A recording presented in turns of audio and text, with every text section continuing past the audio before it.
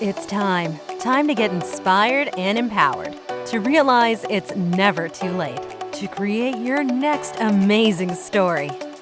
Get ready to break through, transform, and start living the life of your dreams. So, are you ready? Truly ready to begin your journey to create your next amazing story in life and love?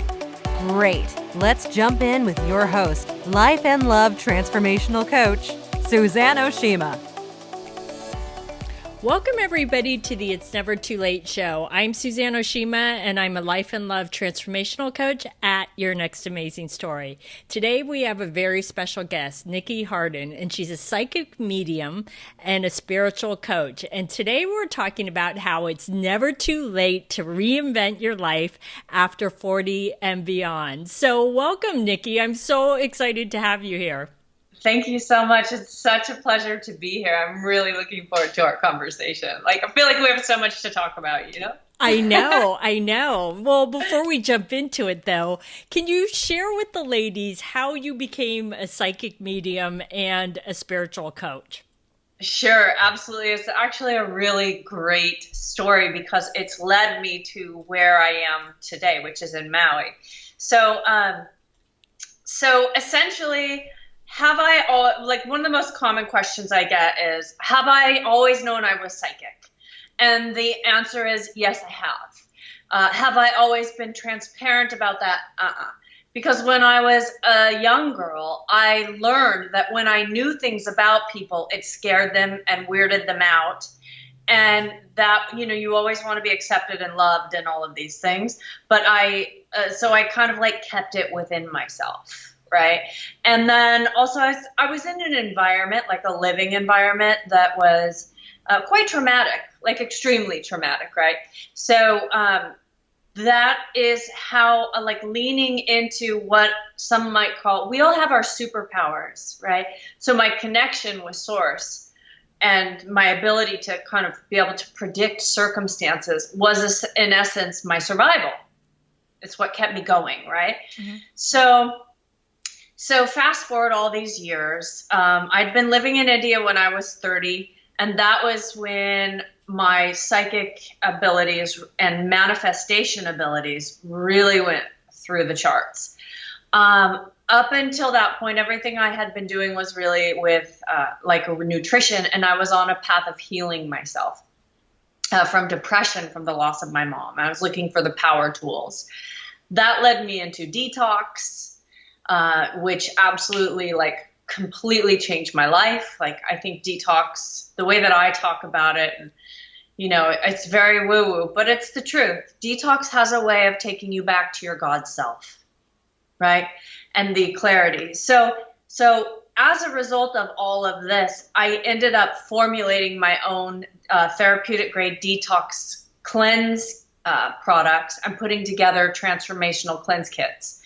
And that was how I kind of started my, to the public eye, entrepreneurial endeavors, right? Mm-hmm. And all the while in that, I was, I'm always 10 years ahead of where I will be. So I started, I enrolled and I got my master's in spiritual psychology, because I had all this stuff that came up for me as a solo entrepreneur with no training and essentially no mentors and no support, right?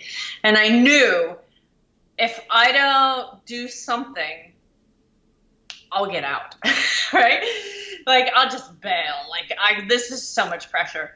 And so that's when I learned that. And then I'd always known, again, that I was psychic and I would channel for a lot of my friends and also my clients that I was working with, because, people would start to kind of trickle in, and they were people that I could help easily, right? It's because it's wired in me. Mm-hmm. So fast forward all these years, it's June 2018, and I have the ideal perfect life. I'm living in Santa Monica.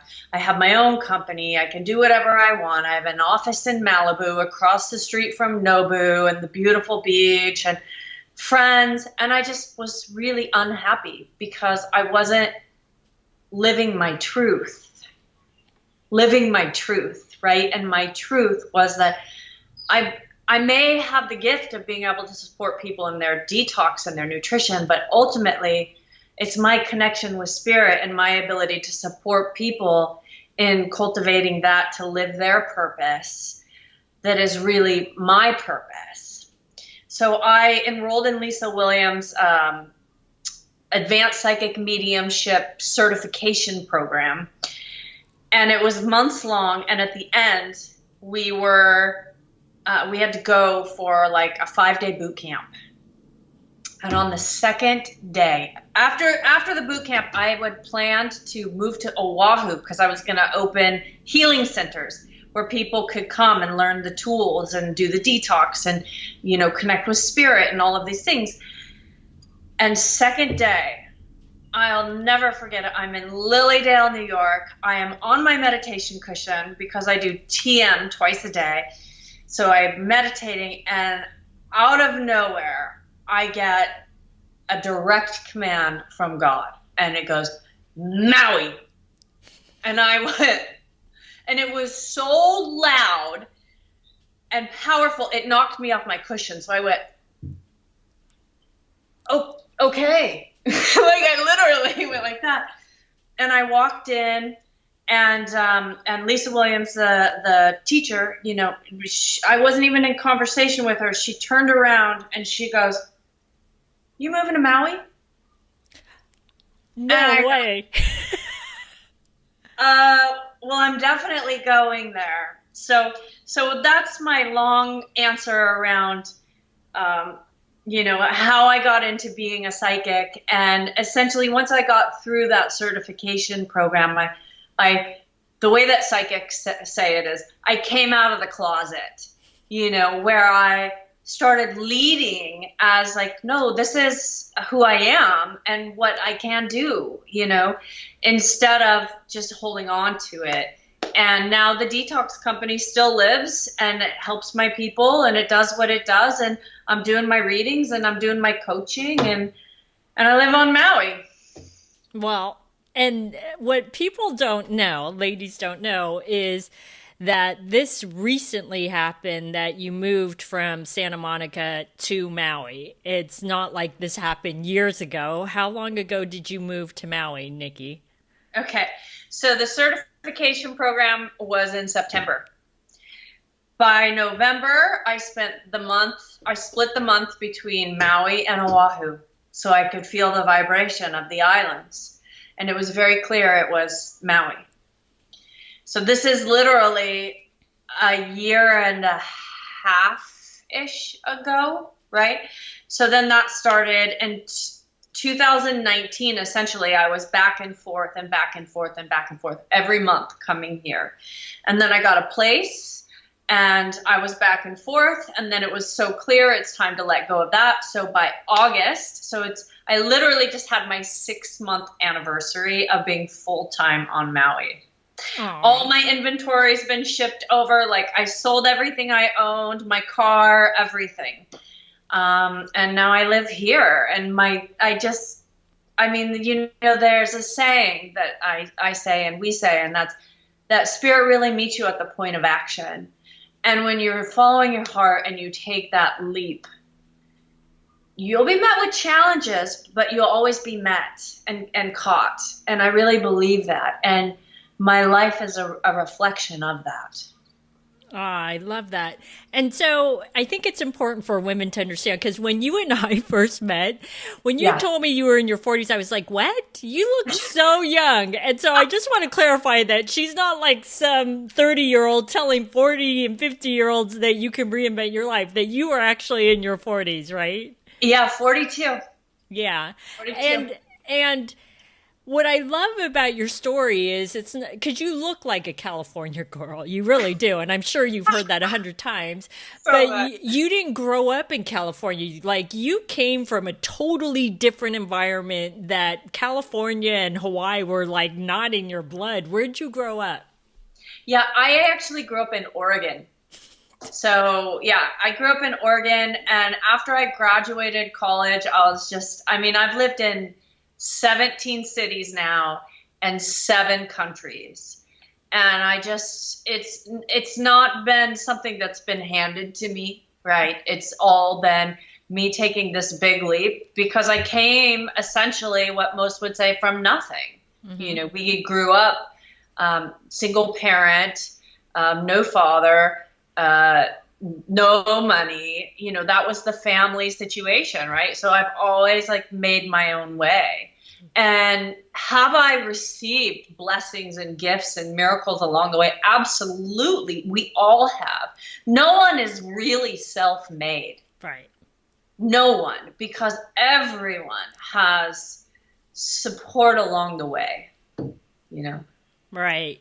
So Yeah. now, Nikki, I know, you picked up and you moved from Santa Monica, but it wasn't like this cut and dry thing. Like you talked about, you did the going back and forth to make sure that it really felt right to you. And, you and I have that in common and for those in the audience that don't know this, is that I just moved recently from New York to Newport Beach at 55, which, yeah. And, I think the difference though, because a lot of people, I don't know if you got this, Nikki, but a lot of people were like, oh my God, you're so brave, you're so fearless and blah, blah, blah. And I'm like, yeah, I'm brave, but I didn't do this without fear. You still have fear, but I don't let the fear control me. I move through it and I step towards it. Even if it's baby steps, I still step towards it and step through it. And so that it doesn't control me. Can you speak to that for you? Because I think people might look at you and go, oh, well, she's just fearless. That's her personality. Yeah, no. And that's one of the reasons, I so believe in coaching. Why? Because I have coaches in all areas of my life. I have coaches, I have mentors. Mm-hmm. Even I love to exercise. I pay people to hold me accountable so I don't go to the gym and work out. Kinda, So, so when you're taking these leaps and you're getting out of your comfort zone, I'm human. I have fear, like those thoughts of defeat, right? Like, oh my gosh, what's going to happen? Carrying 2 rent payments, not exactly in, the middle of America, in like some of the most expensive places and even in the world, right? And like just trusting, like leaning into all of that, and all that stuff comes up.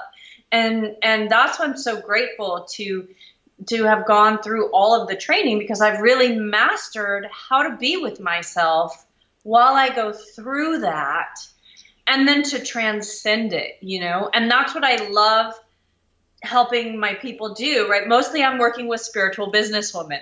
Imagine that, right? And so often what I see people do is that when the fear or the resistance comes up, they think, oh, I must not be capable of doing da da da da da. And so that will lead them to procrastination. Or what they do is they aren't both feet in. And so they've got one foot in, one foot out, so their results show that. So then they just bounce to the next thing rather than committing all in, And so those are some of the things that I just I want to offer to maybe your audience as like things I see over and over with my clients, and even I saw with myself, where when you're going to have fear, you're going to have resistance, even when you're getting like miracles over and over. Like when that next jump comes or that next piece lands, you're going to be like, okay, I gotta go. It's all on me. It's all in my control. I got to figure everything out. And the fact is, you're human, and just keep going. Keep your eye on the prize and let it come out and move through, because, we're all human. And if you're on the path of growth, you're stretching, right? You're always stretching. Yeah. And, I also think that sometimes when those obstacles come up and you're like in that place of, do I move forward or do I pull back? Sometimes I feel like that it's how bad do you really want it, Suzanne? And are you going to let this stop you, or are you going to move through it? Because what I always tell myself is you've been through harder things. So if you really want this, step through it. And for me, I don't know if this is true for you, but I would love for you to share. But I found that living in New York, and I lived there for 22 years, I know, it's crazy, right? But at a certain point, I started to feel like I was so in a routine, and I felt like I stopped growing. And that's when I knew that I needed to move, and I didn't know where. I thought about moving. I'm originally from San Francisco. I thought about moving back to San Francisco, but I was like, I don't really want to move there. And then like you, I had the same thing happen. All of a sudden it came to me. It was like Newport Beach. And I was like, okay. And that's not like me. I'm one of those people that has to think everything through. When it came to me, I just knew in my heart of hearts. But then I did that thing like you did of the research, coming to Newport Beach, finding the right place so that it didn't feel as scary like doing it cold turkey, right? Yeah, totally. Totally. Well, and part of that, I mean, when you take these leaps, you know, it's like there are, in essence, like kind of calculated approaches, you know, like going back and forth so you make sure you find the right place is actually you being smart and taking care of yourself instead of selling everything you own and buying a one-way plane ticket. I used to do that. Actually, that's how I went to India. Okay. It's totally true. Like, no home, one-way ticket, where are you going to stay? I have no idea. And I did that all through Southeast Asia for many years. And now it's like, you know, when you get to a level where you actually have more responsibility, and that's the difference now, right? Like I have essentially like 2 companies existing that I show up for my people. Like that's who I am. That's what I do, right? So that's not the same as just being able to like hop around and do whatever whenever.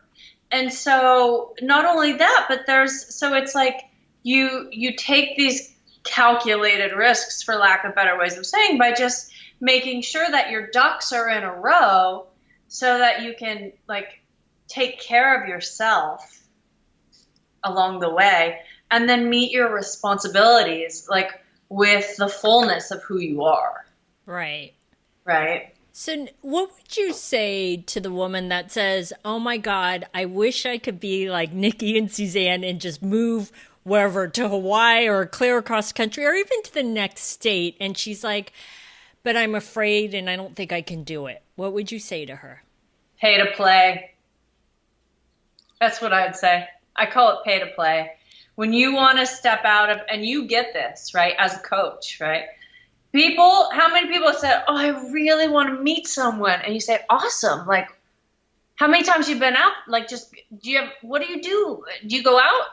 No, I just come home and watch. I got, the Netflix, right? They don't get out of their comfort zone. Right.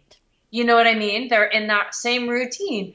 And so I am just a big believer, like, if you have a calling in your heart, if you have a desire, you wouldn't have that unless you could do it. Right. You wouldn't have that. Anything you put your mind to, I really believe it. And I don't even just believe it, I know it. That anything you put your mind to, you can create. Now, the timeline of that's another story, right? Right. But, anyone that has a goal or something that they want to create, whether it be a relationship, a business, or whatever, hire a coach who's done what you want and who knows that path and that expertise, and put yourself under that wing. Because when you pay to play, you show up for yourself in a new and better way. Yeah. And there's nothing wrong. I like how you said, I mean, we're both coaches, but, and this isn't about you or I getting new clients. This is about setting really, yourself up for success. Well, yeah, it's okay to ask for help and have that coach, because I find all too often that a lot of strong, independent women in midlife think, oh, I should be able to do this on my own and I don't need anybody. But we weren't brought on this earth to operate solo, being the lone wolf, is that we all need each other and to get that support. And I remember when I first talked to you and interviewed you last year and you told me you were moving to Maui, I was like, oh my God, she's kind of doing the same thing I was. And I was really excited because it was one of those things where I felt aligned with you. And then when you reached out to me, I was like, oh, I have to interview her on her move because I want to see how she's doing and really to inspire other women, to make them realize that you and I are no different than them. It's that we just chose to step through our fear, but we didn't do it alone. We got help along the way wherever we needed it, whether we had a coach or whatever it was, or even asked friend. Like, I don't know about you, but I had a friend that already lived in Dana Point, which is south of here. And I asked her for help in certain things that I knew I couldn't do alone. And it's hard too, when we're strong, independent women, to ask for help, but you have to ask for help. Absolutely. And that's, when I was moving here, right, one of my dearest, closest friends was just telling him about what was going on. And he had timeshare points. And it was getting towards the end of the year, the first time I came out. And he wasn't going to be able to use them. And they were literally just going to go into thin air. And he said, when you're ready to do that, let me know, because your stay might get paid for. Like, please use them. Like, I don't need anything. I just want them to get used. Yeah. Because they go into nothing and I've already paid it. Like, it's a sunk cost. I'm not trying to reap anything, right? And so I said yes to that, and then I kept getting in my meditation, over and over, I got to go back. I need to go in March. I need to go in March. I need to go in March. And it was so clear. And I kept seeing the same image from the condo where I stayed and the timeshare points, and it being like important to reconnect with that same energy field. And man, it took everything in me to like send him an email and say, listen, do you have, if you have extra timeshare points that you might be willing to share, I'd really love to go back to Maui. And I'm happy to pay, but I keep seeing this, and wow, even just thinking about that now, like, as someone who rarely asks for help, like, I freaking do everything on my own all the time, what a gift for me, like, to be able to do that for myself and then to be met. Oh, absolutely. When do you want to go? Well, you know what? I think it's important to point out, Nikki, is that you were, as a strong, independent woman, was willing to be vulnerable and say, hey, remember when, and if you could. And it's also about being able to receive, because what I find, I don't know if you find this, is that a lot of strong independent women, we're good at giving to other people and helping other people, but it's really hard for us to receive. And so the fact that you were able to take him up on his offer and receive that and not feel like, oh my God, I owe you the world or I owe you $1 million. It's like he wanted to help you, right? Yeah. Yeah. And people love to help. Yeah. I think that's important for women to understand that too, because it's about being vulnerable and putting yourself out there and being able to say, hey, do you know anyone? Or I need help. Like when I did the opposite, when I moved from San Francisco to New York 22 years ago, I knew one person and she lived in New Jersey. And I was moving to Manhattan. I wasn't moving to New Jersey, but it was funny because I reached out to all of my friends and said, hey, who do you know there? And I reached out to this one woman that a friend referred me to. We had never met. And her name was Colleen. And I reached out to her and she threw a dinner party for me so I could meet people. And it's amazing. And her and I she's like one of my best friends. We go on vacations all the time. But it was me being able to be vulnerable and saying, hey, I don't know you, but my friend told me to contact you, right? Absolutely. And I love that you share that, because what I wanted to share is every time I've noticed when I have overextended myself by asking for help, you know, I'm sorry, it's like the hysterical. That actually opens a door. It becomes a bridge of connectivity to that person and the opportunity to be able to share time and space in a way that ends up actually like creating something really beautiful, right? Whether it be long term or just in those times. So it's just like what you said, where she ended up becoming one of your really good friends. Well, you never could have had that friendship, which you love and treasure so much, had you not like gone way out of your comfort zone and asked for help, you know? So it's really, it's so interesting, this, you know, back and forth that we can play. And I do also want to speak to something. I'm actually in the process of publishing my memoir. And one of the things I remember writing about, which was one of the reasons I believe that I used to not reach out for help, was because I was raised in a transactional society and a transactional home. And I was raised on the premise that if you do something for someone, even if you don't ask for anything, that then you have like a one-up, and, you know, and they owe you something. And I think it wasn't until I dissolved that inside of myself, yep. Like I literally, anything that I say, yes, I will do that for you, I do it with zero, I have zero expectation other than I want to help.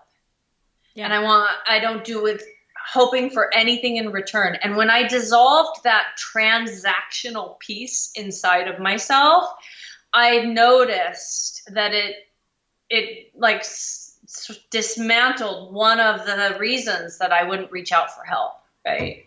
Yeah.